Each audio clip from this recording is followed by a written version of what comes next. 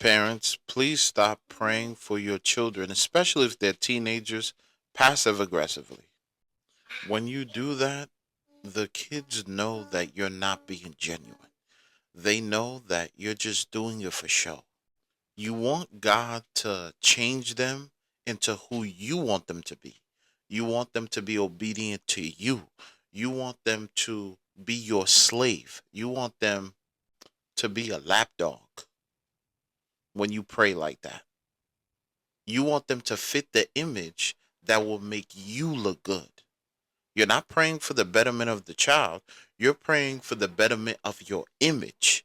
Because if you want to pray for the betterment of the child, you will treat them the way they need to be treated. You will plant seeds of the gospel in their hearts, in their minds, in their everyday life, and you will let God do the increase in their life. Because when you start to berate your children like that, you are losing them. You are losing them. And you are turning them off to Jesus when it's not Jesus doing it to them, it's your religiosity. You need to calm down. They don't care if you're a prayer warrior. They care if you go to their basketball game. They don't care if you know all the Greek terms. They care if they can talk to you about what they're struggling with in their insecurity. That's what they care about.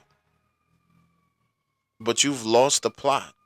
You only care about how the children look to the members of your church.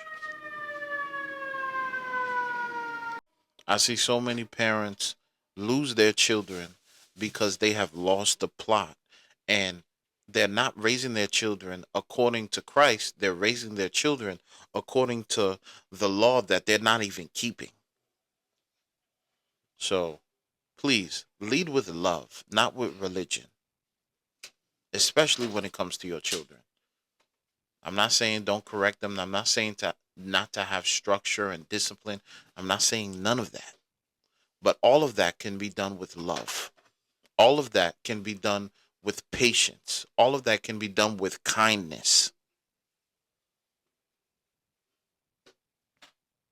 You don't know how damaging it is for a teenager to hear you yelling on top of your lungs about them, and you're saying they're the worst. You're saying that they are